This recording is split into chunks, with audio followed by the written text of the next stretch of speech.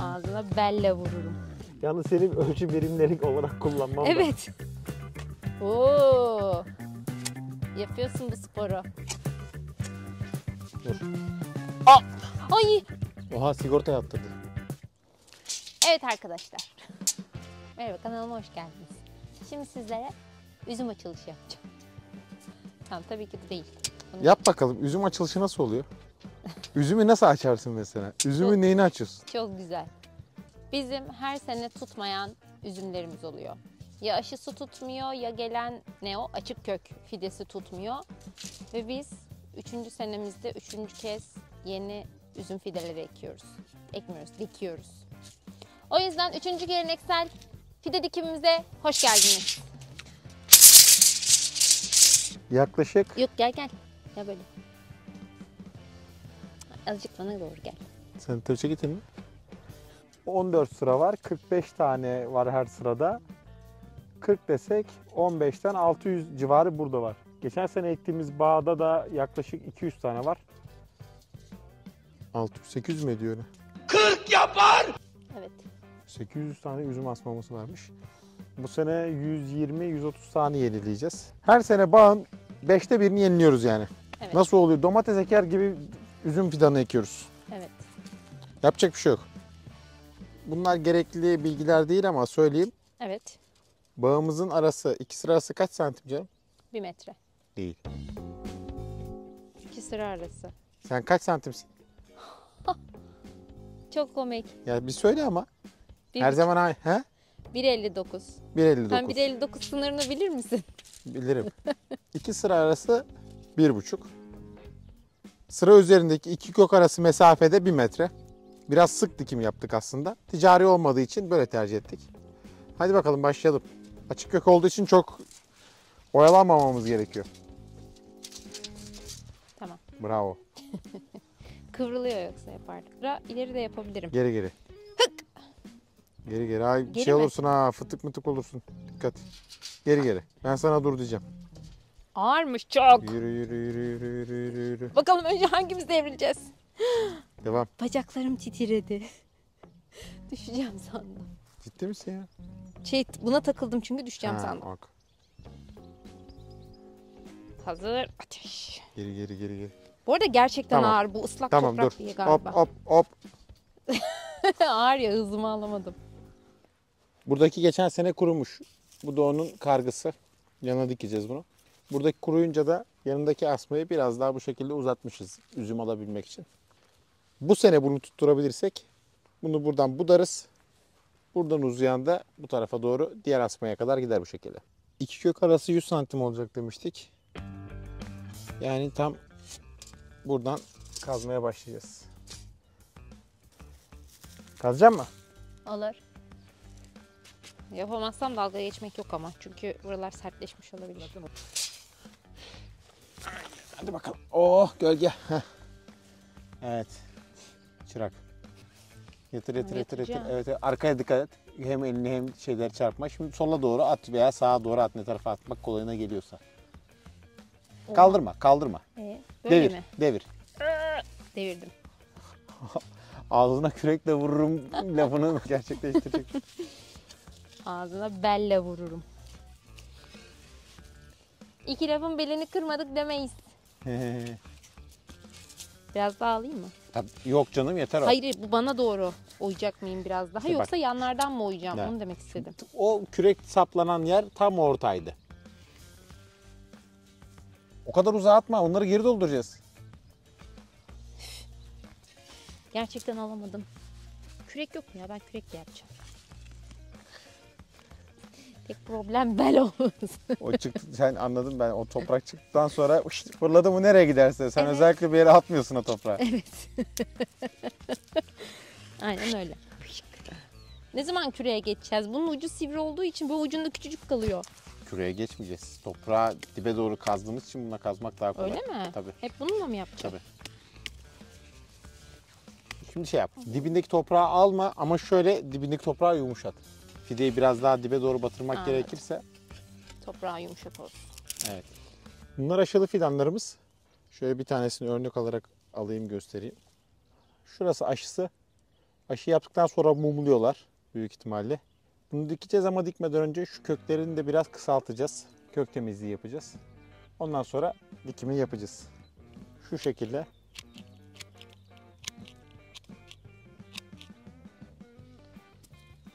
Köklerini biraz kısaltıyoruz dikim yapmadan önce. Bunu yaklaşık 95'e koyuyorum bu şekilde. Sağına dikiyorum. O yüzden o da 100'e denk geliyor. Bunu böyle koyuyoruz. Tamam. Bu aşı kaleminin olduğu tarafı böyle çaprazı tam sana doğru baktırıyoruz böyle. Şöyle dibine koyduk. Toprağın yüksekliği aşağı yukarı şu kadar olacak ya. Tamam. Toprağın üzerinden 4 parmak dışarıda olsa yeter. Dolayısıyla ben bunu biraz daha bastıracağım şu şekilde. Böyle bastırıyoruz ki kök taraflarında da hava kalmasın. Tamam. Sonra biraz daha dolduruyoruz. Sonra biraz daha bastırıyoruz. Gübre atmadık çünkü geçen sene bunlara solucan gübresi atmıştık. Aynı çukurlara. Bu sene ekstra bir gübre vermedik. Kaç kilosun? Sen de. Yalnız senin ölçü birimleri olarak kullanmam da. Evet. Boyun ve Allah kilo. Allah. Boyuna göre bir şeylerin arasını ayarlıyorum. Kilona göre de işte buna bas falan diyeceğim. Hayret bir şey ya. Kadının yaşı kilosu sorulmaz. Bence de. Şaka yapmıştım zaten. Şimdi bunu şu şekilde ayağımızla eziyoruz. Bütün gücümüzü, yükümüzü vermeden. Sonra bir taşım toprak Hangisi? istiyorum. Bir taşım. Okey. Şimdi kimin taşımı? Benim taşımı mı? Çünkü biliyorsun benim Sen burama çabuk geliyor, boyum kısa. Ben senin taşın. Dur bakalım. Tamam. Yeterli bence. Tamam mı? Evet, aşağı yukarı 4 parmak oldu. Bu biraz daha yükselecek aslında. Şu toprak seviyesine gelince hemen hemen 4 parmak yukarıda olacak aşağı. At. Oo. Yapıyorsun bu sporu. Tam oraya. Evet, bir daha. Güzel. Tamam. Bas bas. Üzerine yüklen. Batabildiği kadar bas. Evet, aynen. Şimdi yatır küreği. Ve sağa doğru at. Pardon çocuklar. Çok pardon. Özür dilerim. Ağır. Hadi. Hadi. Ağır, sen bunu nasıl atıyorsun ya? Böyle. Böyle. Kıpırdatamadım valla. Süper, bak açtın. 95'e koy.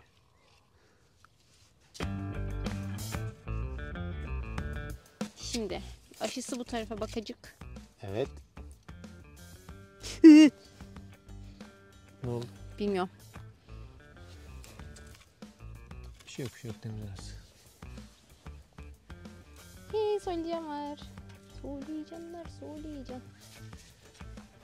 Bir sonrakini aşağı yukarı şuraya dikeceğiz. Burada böyle kocaman bir çim var. Bunu sökmemiz gerekiyor önce. Ben sökeyim mi? Ha? Ben sökeyim mi? Al. Gerçekten birazcık. Çok heveslendim.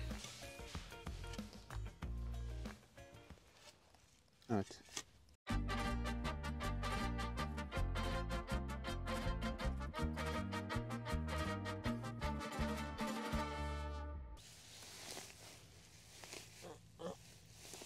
Halı gibi oldu. Şuraya. Dur. Ay Şaka, ödüm şaka. koptu gördüğüm halde, niye böyle şeyler yapıyorsun? Ay Tamam çok korktum ya. Şaka şaka. Ay aklım çıktı. Maşallah, şuna bak. Ona bir oda verelim. Evet. Kimlik çıkartalım ona. Evet. Bize Evet. bağla ilgili anlatmak istediğiniz bir şey var mı Ozan Bey? Var. Dün bir abimden duydum. Onunla yazışırken söyledi. Herkes bilmeyebilir ya da ilgisi olanlar duymuştur diyeyim.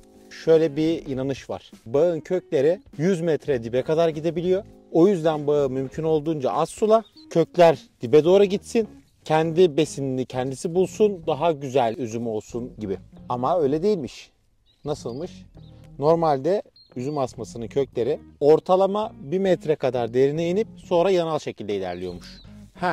Araştırmalarda 8-10 metreye kadar inen bağ kökleri de var. Ama bu çok nadir görülüyor.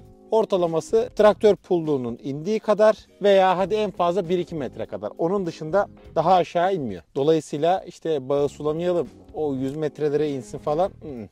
Öyle bir şey yokmuş. Böyle bir bilgi edindim. Ortamda satılacak bilgi. Bir diğer bilgi, bu şekilde eski bağ sırasında, bu bağ içinde geçerli, meyve ağaçları içinde geçerliymiş. Eski bağın üzerinde kuruyan veya tutmayan farklı asmalarınız varsa bunları yenilemek istiyorsanız eski asmayla yeni dikeceğimiz asmanın tam ortasından şöyle bir çizgiden çapayla açıp burada eski asmanın bu tarafa doğru gelen köklerini kesiyoruz. Ki bunun suyuna, besinine çok fazla salça olmasın. Öbür türlü ya tutmuyor, tutarsa da gelişimi çok uzun sürüyor. Bunu deneyeceğiz şu anda. Onu yapacağım. Bir çapa, bir testere. Ortası aşağı yukarı şurasıdır. Şimdi buradan hemen hemen şu derinlikte bir yer kazacağım.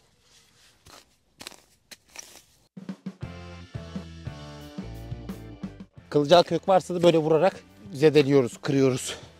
Daha fazla aşağı doğru kazmak istemediğim için, tembellik yaptığımdan dolayı bunu da şöyle koyacağım. Hani bir kök varsa bu şekilde keseceğim. Ne kadar batırıyorum bunda? Aşağı yukarıda bunda bu kadar batırıyorum. 40-45 santim aşağıya doğru iniyorum. Öyle söyleyeyim.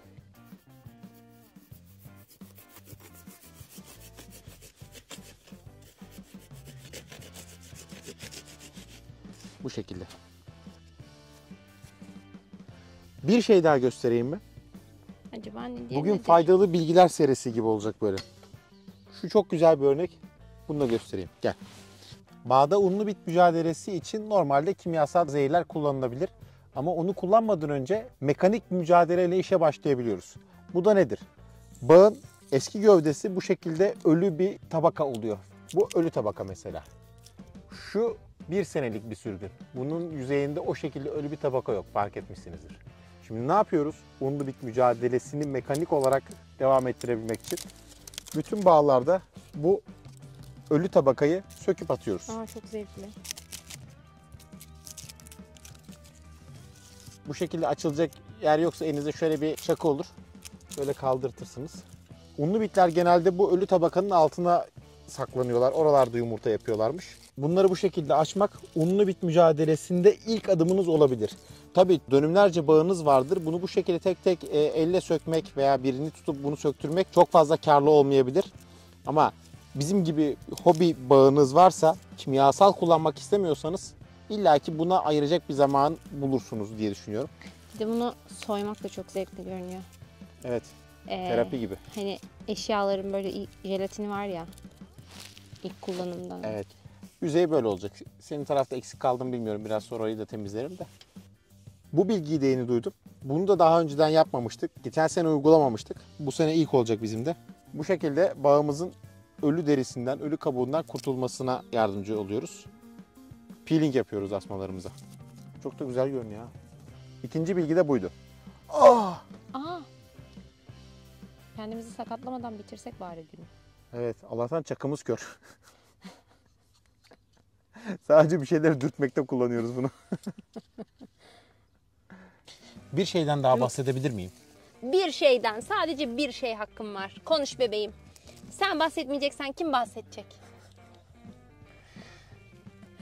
Muhip daha geçiyor bende böyle. Ustam kendisi olur. Senden öğrendik. Şimdi bak, bu toprağı Evet. buradan çıkardık. Bir tane fidan diktik. Aynı toprağı buraya kapatıyoruz. Yarısı doluyor. Nereye gidiyor bu toprak? Buharlaşıyor mu ya? Aynısını koyamıyoruz işte. Nasıl? Bak hepsi burada duruyor. Otlarla, Nerede duruyor? Bu kadar otların durmuyor. köküyle. Ben öyle inanmıyorum ya. Ben öyle inanmıyorum. Ben öyle inanmıyorum. Bu sürekli başıma geliyor ve Bak işte bak yarısı onda kaldı. tamam al yarısı al. Hani nerede yarısı? Diğer yarısı da burada. Ve daha bunu ezmedik. Bir de ezeceğiz bu Hayır kadar gibi toprak. kazmışsın demek ki böyle. Olabilir. Her yere fırlattık demek ki. Ay. Toprak getirelim. Dur ben bir kredi çekeyim. Tamam düzde bırak. Saat 7 oldu. 3. günün sonunda bütün asmaları yeniledik. Bir sıramızın üzümleri tamamen yeniden dikilmişti. O yüzden buraya damlama sulamadan can suyunu veriyoruz. Daha kolay oluyor. Ama onu da dalgıç pompadan değil de çeşme hortumuyla besledik. 1-2 saat boyunca bu şekilde damlayacaklar. Bu sıra dışında başka sıralarda birer tane, ikişer tane eksik olanları mecburen elle suladık tek tek.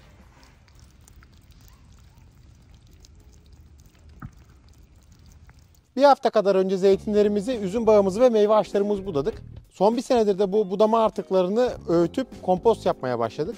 Bununla ilgili paylaşımlarımızda bize çok soru geliyordu. Performansı nasıl makinenin diye. Biz şu ana kadar memnunuz. Ama hiç matematiksel olarak bir performans denemesi yapmadık. Ne demek istiyorum? Performans verileri kutunun üzerinde yazıyor. Örnek veriyorum. Kaç santimetre çapa kadar öğütme yaptığını yazıyor. Hiç bunu ölçerek yapmamıştık. Şimdi makinenin sınırlarını zorlayacağız. Hadi gelin. Ürünün verileri burada yazıyor. Wattı var. Buradaki bir sürü şey bizim için önemli değil ama benim için en önemli parametre şu anda bu olacak. Maksimum 45 mm çapındaki dalları öğütebiliyormuş. Deneyeceğiz bakalım. Bundan biraz daha düşük, bu çapta ve daha yüksek çapta birkaç tane odun budama denemesi yapacağız. Denemelere en küçük çaplı dallardan başlıyoruz. Bu elimdeki 20 mm çapındaki bir badem ağacının dalı. Şöyle göstereyim. Yani 20 mm aşağı yukarı. İş güvenliği ekipmanımızı kuşanalım.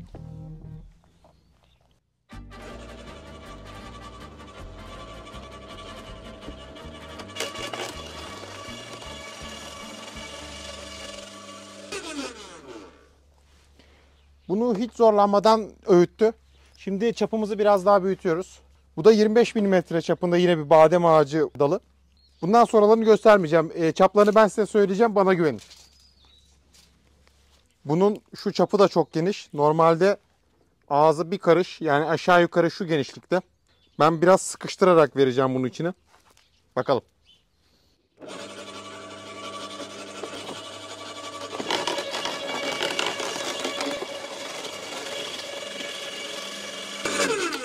Bu seferkinin çapı yaklaşık 30 mm. Bu da yine çok dallı budaklı. Böyle birleştirerek budamayı deneyeceğim.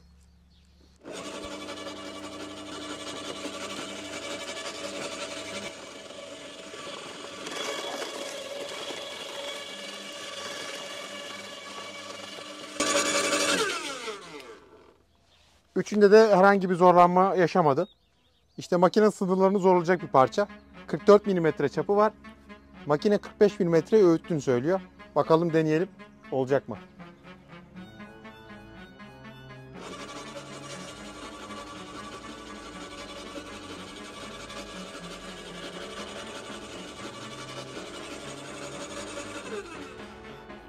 Yani öğütür mü öğütmez mi bilmiyorum. Çünkü şu şekilde tırnaklar var burada. Bu 44 mm çapındaki odunu buraya koyduğumda iyice bastırmam gerekiyor. O yüzden 45 mm'den daha büyük çaptaki odunları, parçaları öğütememen için bile bunları koymuş olabilirler makineyi zorlamasın diye. Neyse biz yine de 44 mm'ye bir zorlayacağız bakalım. Deniyoruz.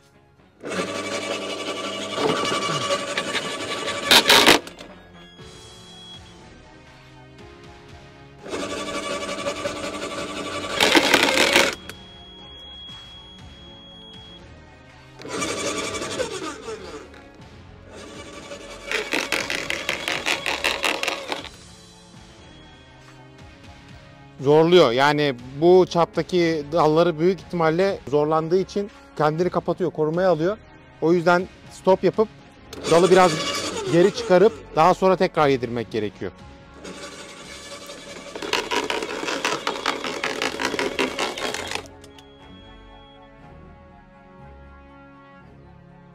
Oha, sigorta yaptırdı.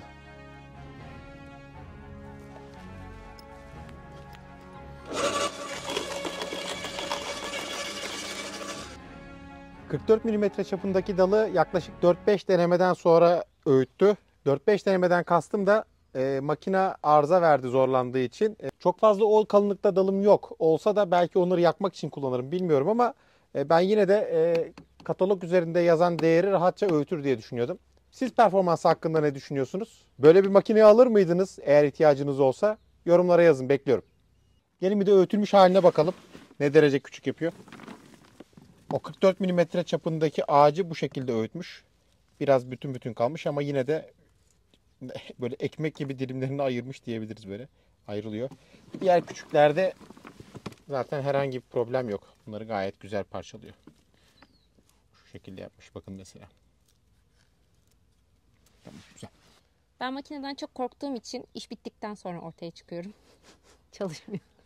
Bayağı bahçenin öteki ucunda duruyordu böyle 40 metreden bana bağırıyor. Bitti mi? Gel gel dedim bitti. Öyle geldi yanıma. Kamerayı kim oynattı? Ben. Hem burada durup düşünce gücünle mi çağırdın bana yaklaş diye? Öyle. Hayret bir şey. Bak şimdi çağıracağım kamera gelecek şimdi bak. Bak iyi izle. Görürsün. Tamam. Bahar ayları başladı. Bunlar Parmağını sokma.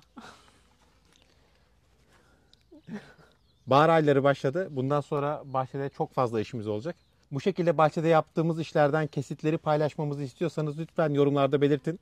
Daha fazla daha ayrıntılı şeyler çekebiliriz. Bunların kısa hallerini genelde Instagram'da paylaşıyoruz ama YouTube'da daha uzun halleri daha geniş paylaşabiliriz. Instagram ismimiz de 2 Karavan Bir Çiftlik.